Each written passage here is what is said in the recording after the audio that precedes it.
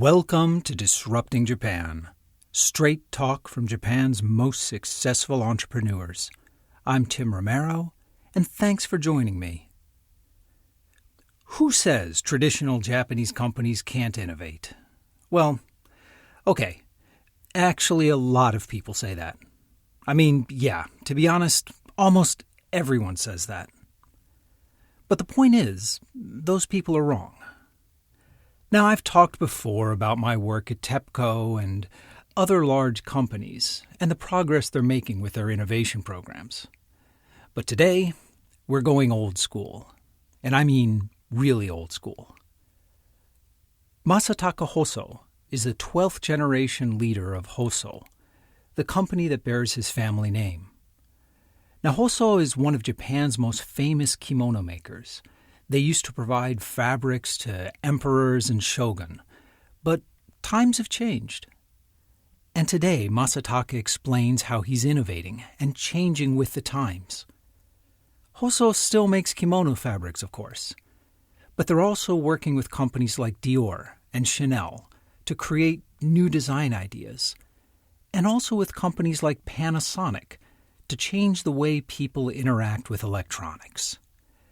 It's a great conversation not only about fabrics and fashion and the unexpected way that they affect our lives, but one of a unique approach to innovation and of punk rock.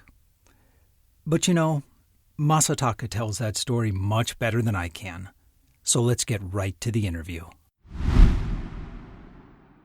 Cheers. Yes, thank you. So I'm sitting here with Masataka Hosoo of Hosoo, one of the most innovative textile manufacturers in Japan. So thanks for sitting down with me. Thank you. Hosoo is a very different kind of company than the startups that usually come on the show. I mean, you were founded 330 years ago, but you're doing really new things. So why don't you tell us a little bit about who Hosoo is and what you're doing today?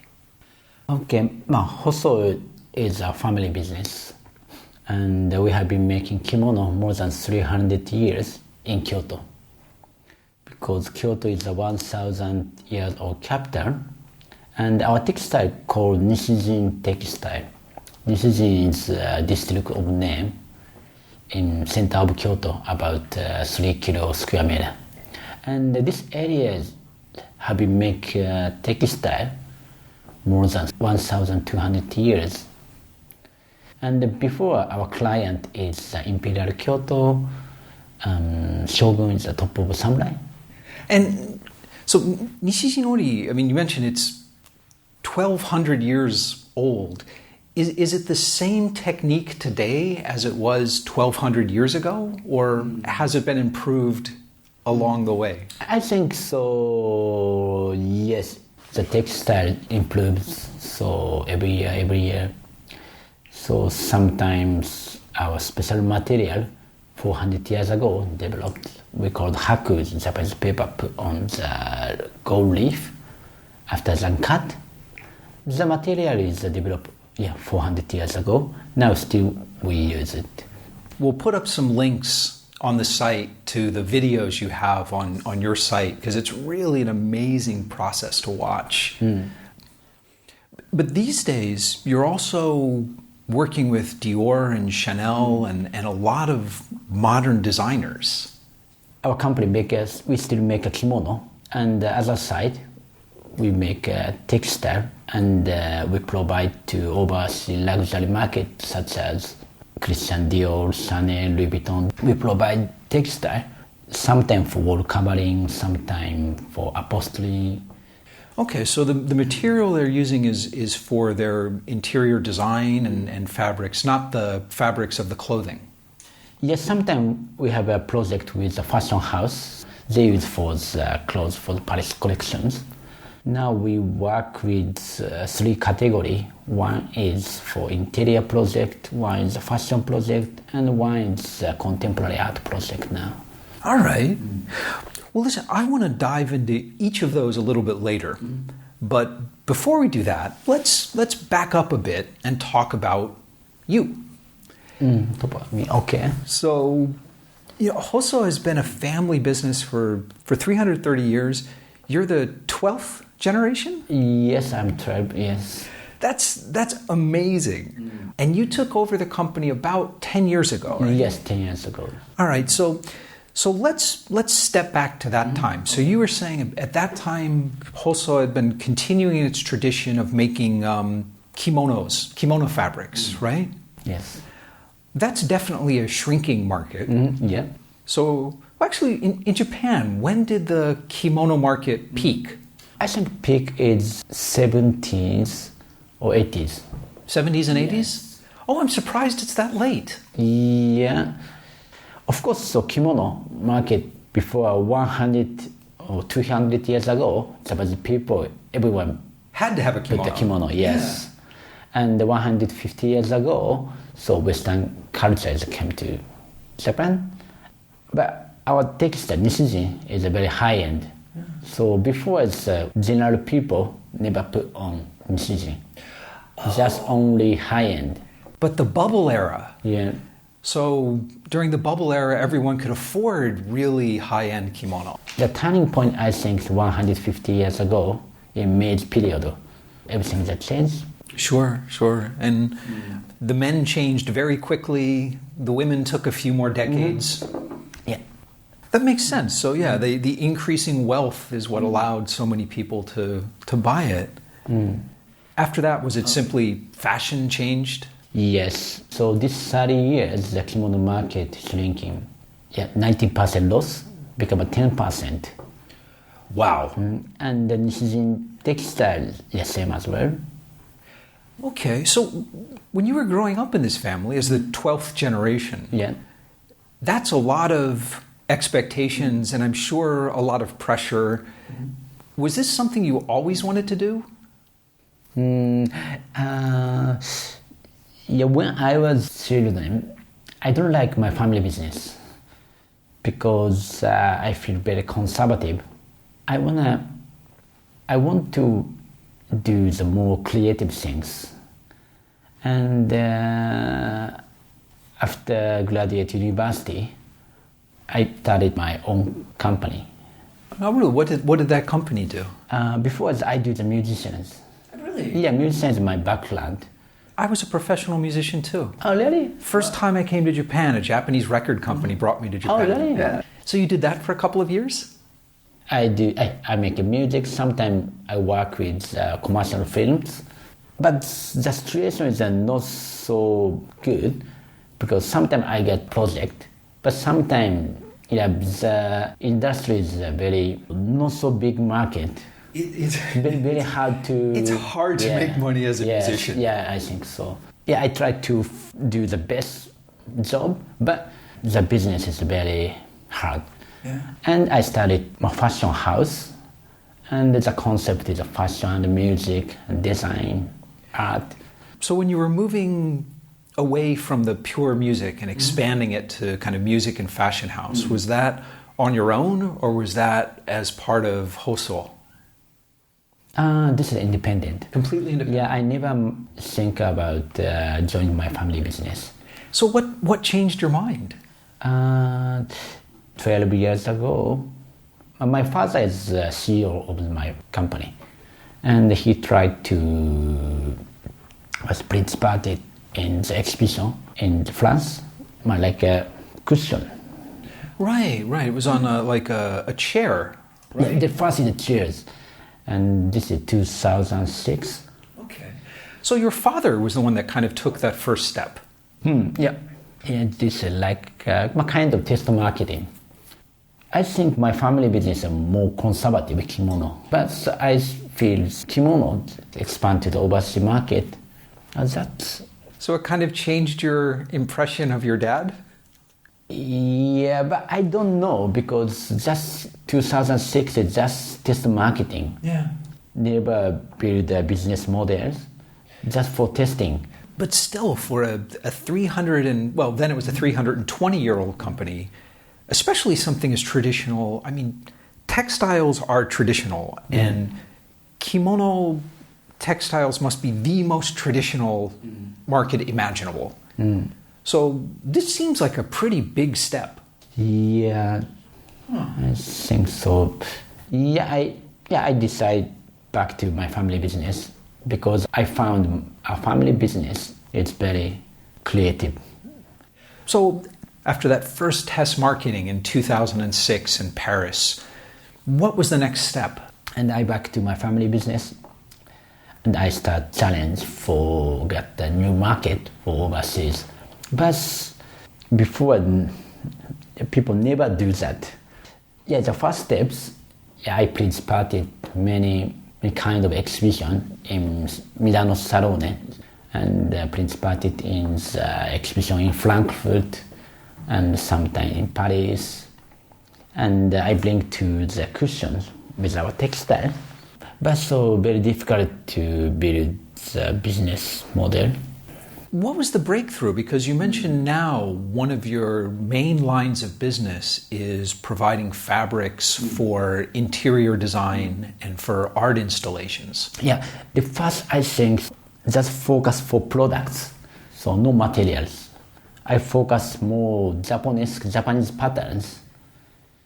But so the turning point is 2008. So there is an exhibition in Paris, in the Louvre Decorative Museum, and the title is kind of Japanese senses.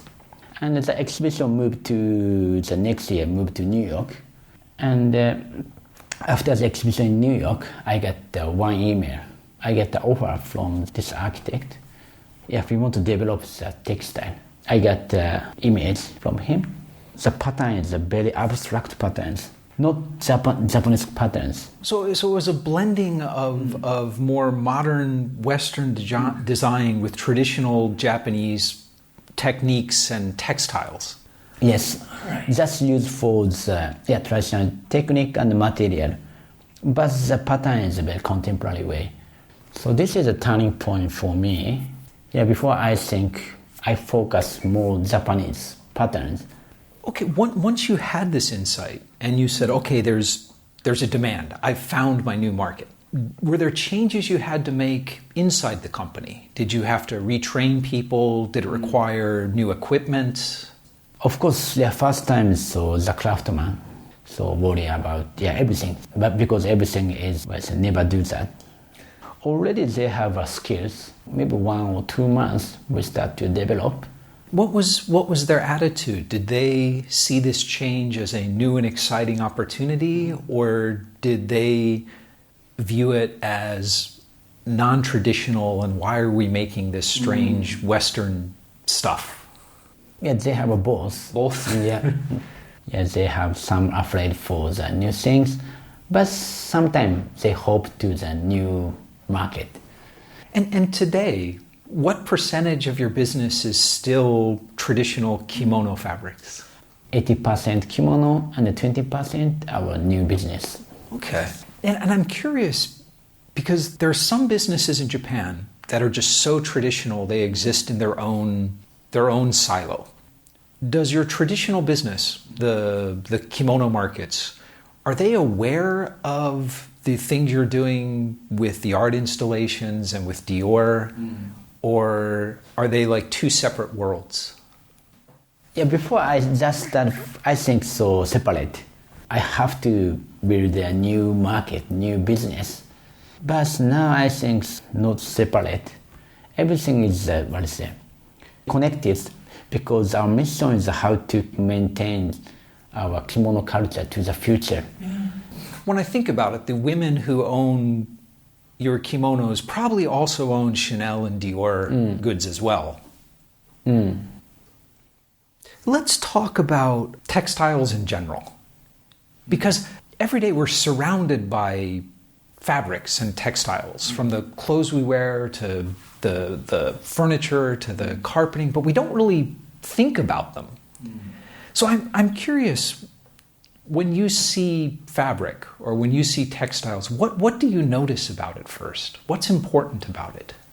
For our textile, Nishin textiles, the important thing is very similar to the jewelry in the Western country. Because before, 200 or 300 years ago, in Japan, they never put on the jewelry. So for them, it's the textile equal jewelry. So our textile are very similar to the jewelry because sometimes put on the Japanese wallpapers, put on the gold leaf. Right, I was watching the videos. It's amazing. Some of these are 10 or 15 layers of silk in different thicknesses, and it's astounding. Yeah, and sometimes the shell is a slice of shells whipped into the silk. Very complicated. But why complicate? Just for the beauty. For them, it's a textile equal jewelry. So when you're making something new, something genuinely new, it's obviously more than material and pattern. What is the difference between a work of art, something that's done right, and something that's just pretty? Yeah, that's very difficult question. Yeah, I feel beauty or I don't feel a beauty. Yeah, the beauty is very difficult to explain. Our textile is very three-dimensional textile because the structure is very complicated. We have 20 layers and everything is three-dimensional. If change the angle, everything is change the colors. Very complicated, the coloring, everything. But also you can't really control, like jewelry is static. Once a jeweler makes something, it's done. And different women may wear it, but it doesn't change. But fabric, even kimono, women wear it differently. And obis, there's 100 different ways they get tied. So the fabric will be used differently by different people. Yeah, I think Western clothes cut the textile, put on the body. Yeah, this is the first body. And for kimono, the tailoring is very flat. For example, the kimono is just one flat textile and cut the 8 parts. They become a kimono. Just not so three-dimensional, just one textile. It's very difficult to the Western clothes. Western clothes is cut. Yeah, Western clothes have their own shape. Yes, yes. If I take this shirt and I put it on a hanger, or I put it on my shoulders, it kind of looks the same. Yeah, the textile follow body. Yeah. Japanese kimono is opposite. Actually, so far, we've been talking about textiles in terms of fashion and interior, which is how almost everyone thinks of them today. But you've also been working with textiles in other applications, like electronics. You've been working with the MIT Media Lab. You did a really interesting project with Panasonic using textiles as a speaker. Yeah. So 3 years ago, we collaborated with Panasonic. And this time is how to mix traditional beauty with technology. Many electronic makers just push their only technology, very futuristic. Sure. The UI is lots of lights and buttons. Yes. But so this collaboration, the concept is hidden technology. So we make speakers. The surface is our textile. And if put on the textile, the sound is start. The take off speaker, the sound is stopped. So the sound would respond to how you're touching the textile, touching the fabric. Yeah. How did people react to it? Yeah, people surprised, kind of, what I say, like Harry Potter's. Yeah. It's sort of magical. Yeah, magical, because never find the technology. But that is interesting because I think the most important technology in our life is always invisible. It's the things we don't think about. It's just become natural to us, like electricity. We don't think about electricity anymore. It's just there. Yeah, recently, of course, AI is coming, so maybe people will go to the Mars. So this is a very, important field for the humankind. But textile there is more than 2,000 or 3,000 years. That's right. It was one of the first human products, wasn't it? I think so. So I'm very interesting for what is the textile, what is the beauty. I think textiles are very primitive things. Yeah. Of course, the technology is important. We improve, and the next phase is craft with technology. Now, this is a really interesting aspect of innovation in Japan. So Japan is world famous for craft, for, monozukuri, the dedication to getting things just perfect, and then improving a little bit more. But that sometimes is in conflict with innovation and trying new things. So how did you balance that within your own company? This pull between let's be innovative, let's try new things, and the dedication you have to tradition. When I was junior high school student, I started the guitars and I started the original band. We do the punk band. Yeah, I listen. Excellent. Yeah, I love the Sex Pistols. Oh yeah, yes. excellent. And when I was a junior high school, I listened to Anarchy in the UK.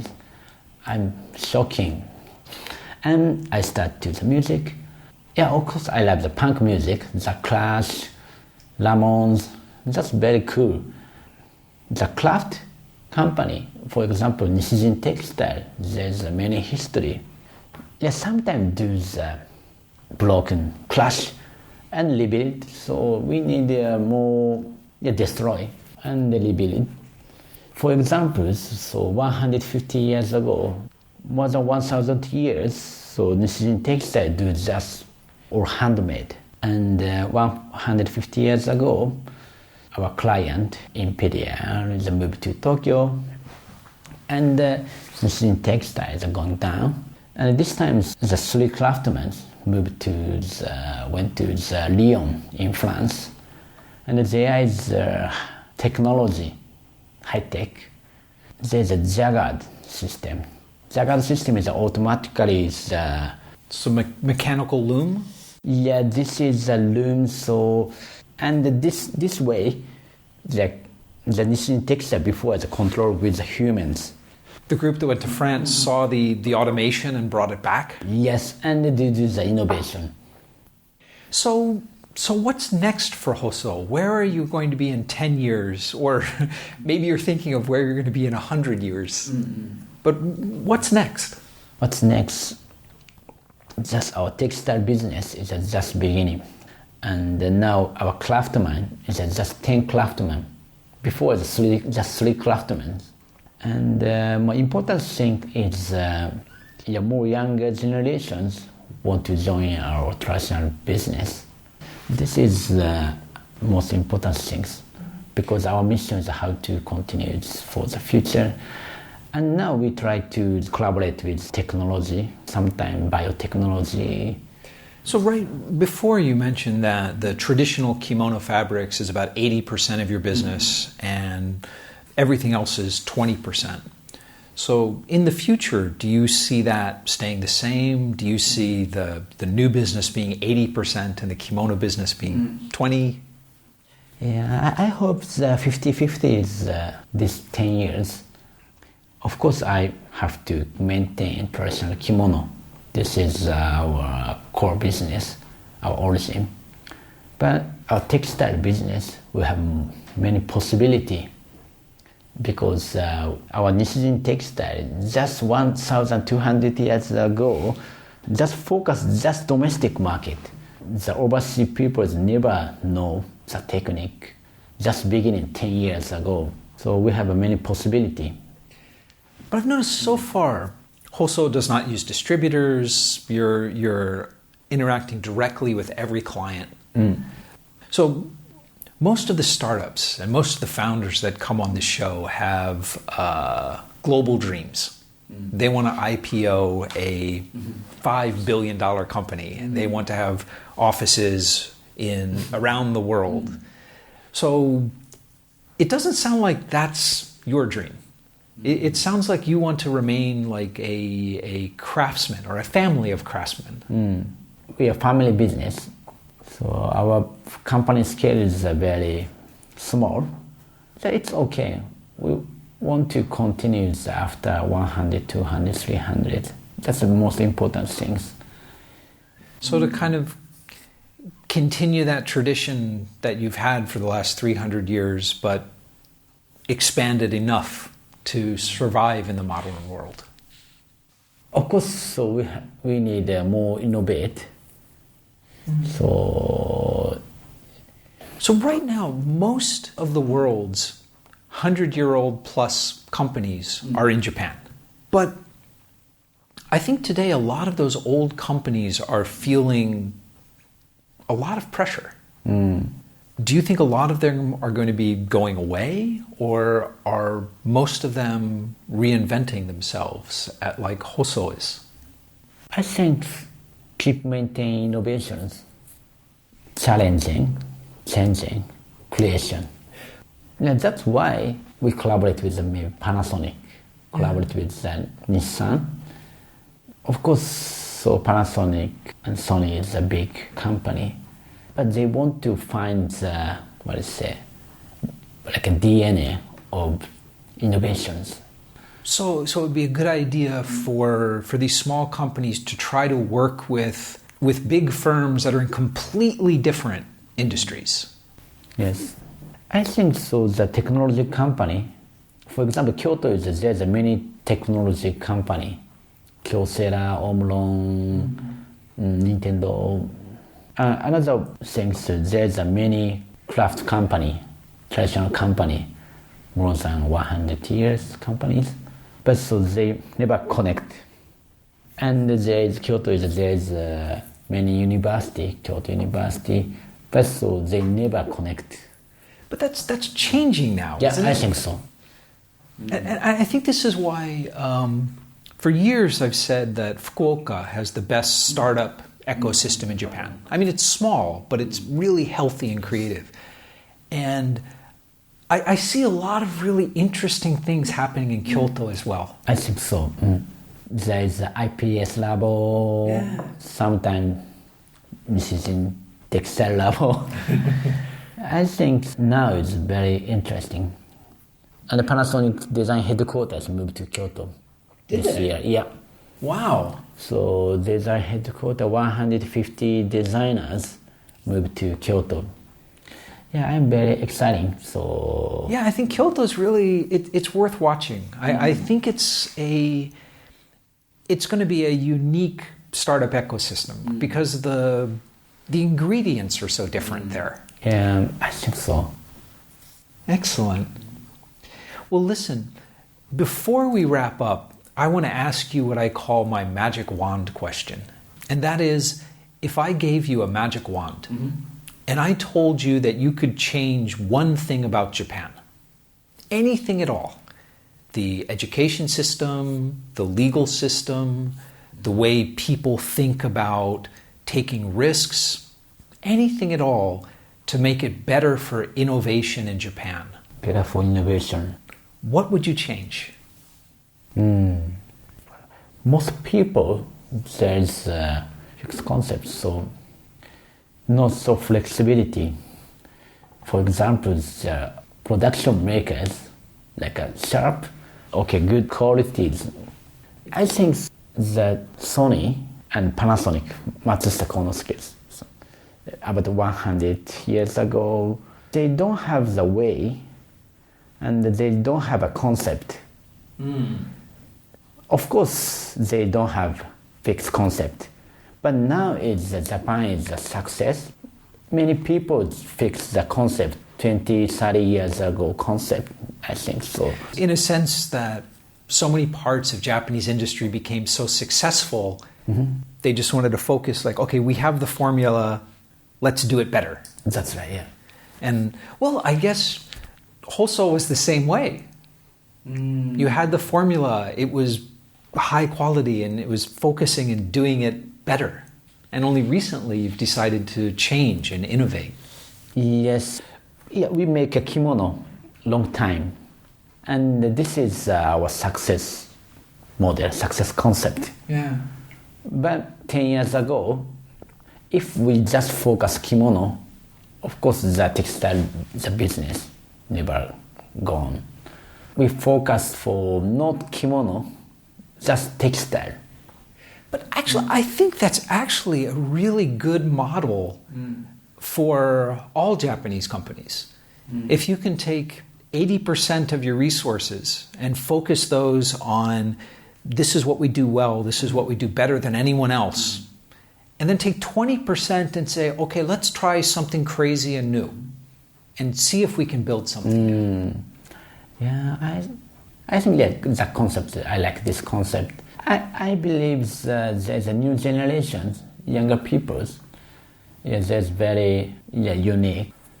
So you think the current generation is more willing to try new things and to experiment? And recently, we do the recruiting for the craftsmen, sometimes recruiting for our marketing teams. Before we do the recruit for craftsmen, people never come in. But now it's 10 or 20 times just one post. So for every opening, you'll have 10 or 20 applicants. Yes, so the situation is very changed. Well, that's interesting because it's not that Japan is at full employment. It's hard to find people for anything. So why is there so much interest, do you think? I think two reasons. The one is that they think so not traditional industry. They think for creative industry for our Nishin textile. This is one reason. Another reason is they want to find the Japanese DNA and they think about culture ventures. Interesting. Our marketing teams came from the global big company. We are small family business, but many unique people are coming now. So is there like a new interest in traditional Japanese crafts, or is it a new interest in sort of fusion of tradition and modern crafts? Yeah, I think so. They don't feel the conservative. They feel very... That's great to hear. I mean, that's really an optimistic outlook on the future of innovation and of traditional crafts in Japan.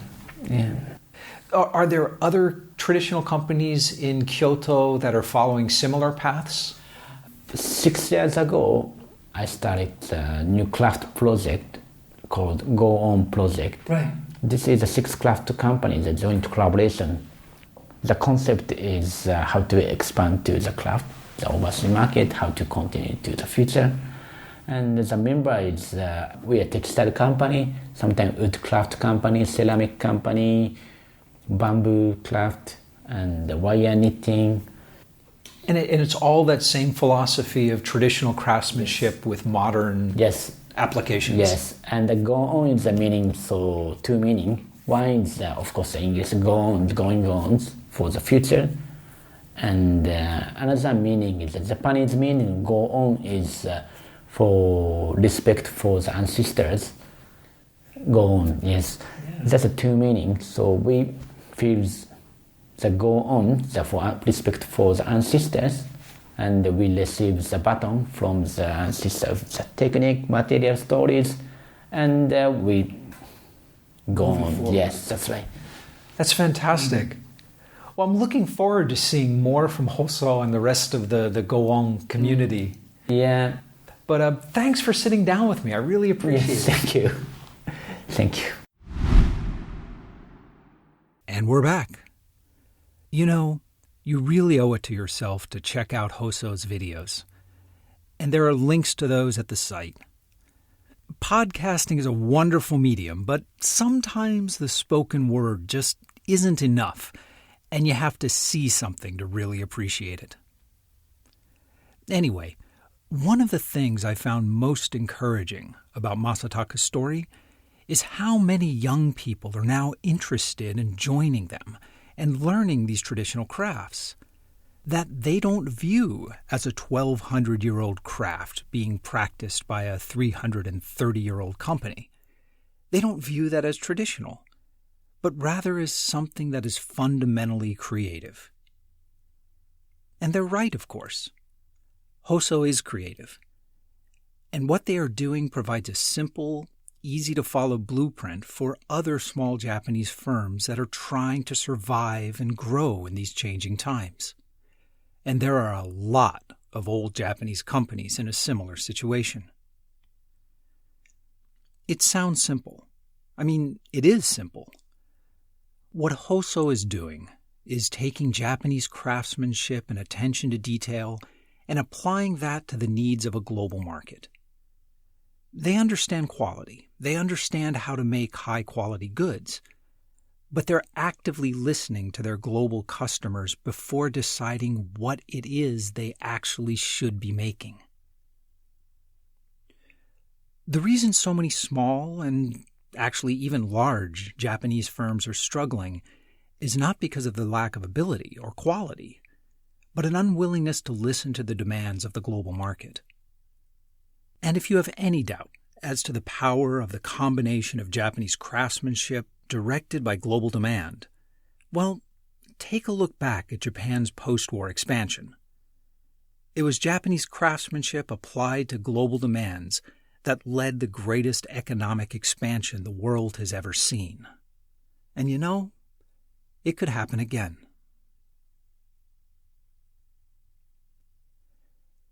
If you want to talk some more about kimonos or fabric or punk rock for that matter, Masataka and I would love to talk with you. So come by disruptingjapan.com/show131 and let us know what you think. And also, please feel free to follow Disrupting Japan on Twitter, Facebook, or even join our LinkedIn group. If you want to ask a question there, I guarantee you I'll respond. But most of all, thanks for listening. And thank you for letting people interested in Japanese startups know about the show. I'm Tim Romero, and thanks for listening to Disrupting Japan.